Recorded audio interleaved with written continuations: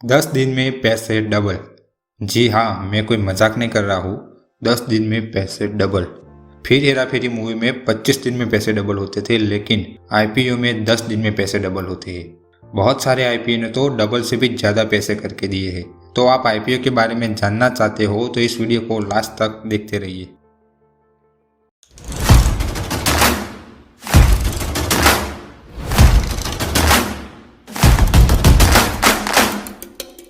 IPO का full form है initial public offering. IPO के बारे में मैं आपको एक एग्जांपल से समझाता हूँ। मान लो कि मैंने एक न्यू कंपनी स्टार्ट की है जिसमें मुझे 1 करोड़ रुपीस की ज़रूरत है, लेकिन मेरे पास 50 लाख ही है। तो मैं अब बाकी के 50 लाख के लिए लोन ले सकता हूँ, लेकिन उसमें मुझे ब्याज भरना पड़ेगा। इसलिए मैं अपने फ्रेंड्स और करीबी लोगों को बोलूँगा कि आप लोग थोड़े थोड़े पैसे दो और मेरे कंपनी में पार्टनर बन जाओ। ज़रूरी नहीं कि आईपीओ न्यू कंपनी ला सकती है, जो पुरानी कंपनी हो वो भी आईपीओ ला सकती है। मान लो कि मेरी एक ऑलरेडी कंपनी है, लेकिन मुझे उसे एक्सपांड करनी है, यानी कि बिजनेस को बड़ा करना है। सपने बड़े हैं लेकिन जेब खाली है। तो मैं पब्लिक में ऑफर करके पैसे लूँगा और पब्लिक को बिजनेस में पार्टनर बनाऊंगा। तो कंपनीज इसी तरह से आईपीओ लाकर पैसे इकट्ठे करती है, यानी कि कंपनियां शेयर मार्केट में अपना शेयर लिस्ट करती है।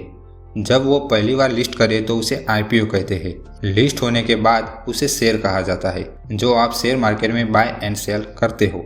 माना जाता है कि आईपीओ जब आता है तो वो अपनी सबसे कम प्राइस में होता है, यानी कि आईपीओ में आपको कम प्राइस में शेयर मिल जाता है, जिससे आपको फायदा होता है। ज़्यादातर आईपीओ में आपको बेनिफिट्स ही होता है।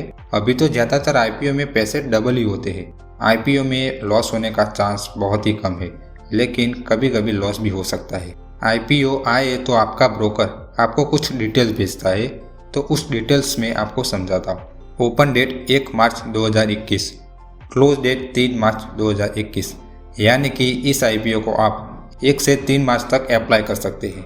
प्राइस 500 रुपीज़, यानी कि एक शेयर की प्राइस 500 रुपीज़ रखी है।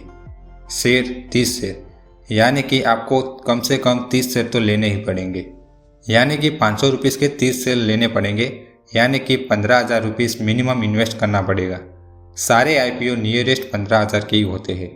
इश्यू साइज 1,000 करोड़, यानी कि वो कंपनी आईपीओ से 1,000 करोड़ इकट्ठा करना चाहती है। Listed at BSE and NSE. BSE means Bombay stock exchange and NSE means national stock exchange.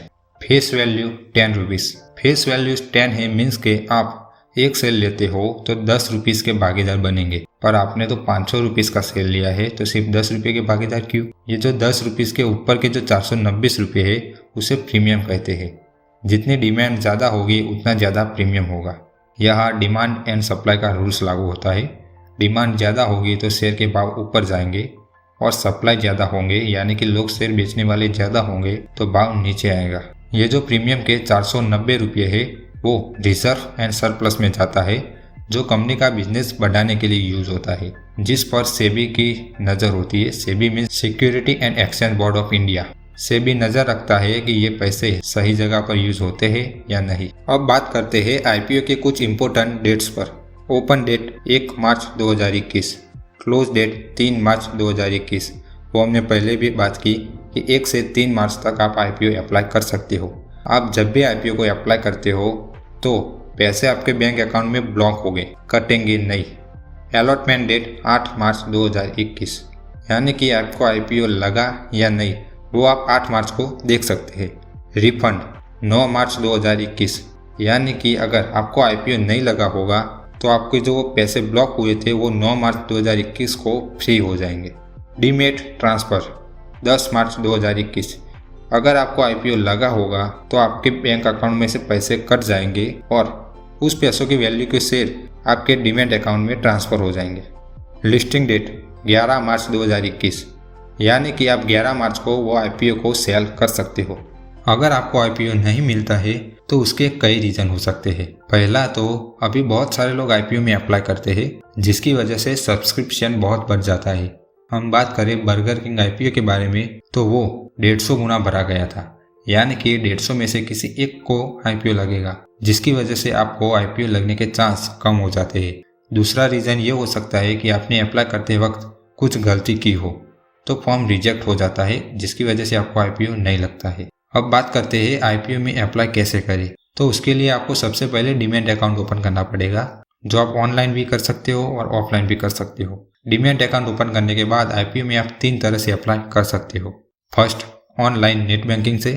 Second, अपने ब्रोकर के एप्लीकेशन से via UPI. And third, offline bank में फॉर्म सबमिट करके। ये तीनों तरीके से आप आईपीओ में अप्लाई कर सकते हो। अगर आपको ये आईपीओ की इंफॉर्मेशन पसंद आई हो तो लाइक, शेयर एंड सब्सक्राइब कर देना।